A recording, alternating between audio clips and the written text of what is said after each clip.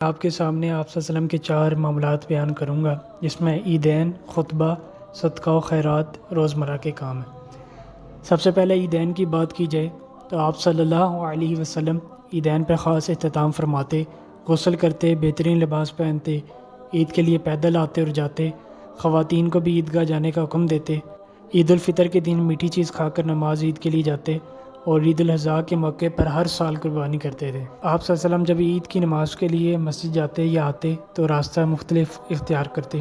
خطبے کی بات کی جائے تو آپ صلی اللہ علیہ وسلم خطبہ ہمیشہ حمد و ثنا سے شروع کرتے اور اس میں قرآن مجید کی آیات پڑھتے۔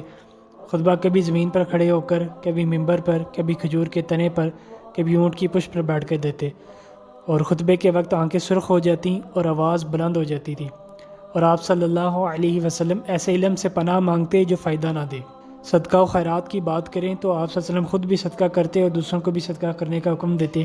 کوئی چیز کل کے لیے بچا کر نہ رکھتے، کوئی صدقہ لے کر آتا تو اس کو دعا دیتے۔ آپ صلی اللہ علیہ وسلم کسی سائل کو انکار نہ کرتے، اگر پاس کچھ نہ ہوتا تو خاموشی اختیار کرتے، کسی کو ہدیہ کہہ کر دیتے، کسی کو کچھ ہبہ کر دیتے، یعنی کہ تحفہ دے دیتے۔ اور رسول اللہ صلی اللہ علیہ وسلم خرید و فروخت میں کبھی زیادہ ادائیگی کرتے، قرض لیتے تو زیادہ لوٹاتے۔ آپ صلی اللہ علیہ وسلم کو مال کا ضیاع اور اسراف بالکل پسند نہ تھا۔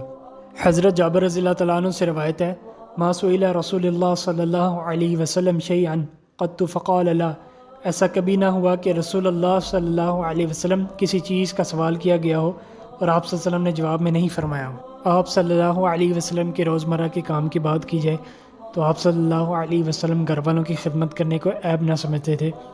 وہ یخصف النعمل، جوتا سی لیتے اور اپنے کپڑوں پر پیوند لگا لیتے اور سی لیتے، اپنے ہاتھ سے بکری کا دودھ دھو لیتے تھے، کپڑوں سے جوئیں نکال لیتے، یعنی وہ کام جن کا کرنا عموماً پسندیدہ نہیں سمجھا جاتا، رسول اللہ صلی اللہ علیہ وسلم انہیں اپنی شان کے خلاف نہیں سمجھتے تھے۔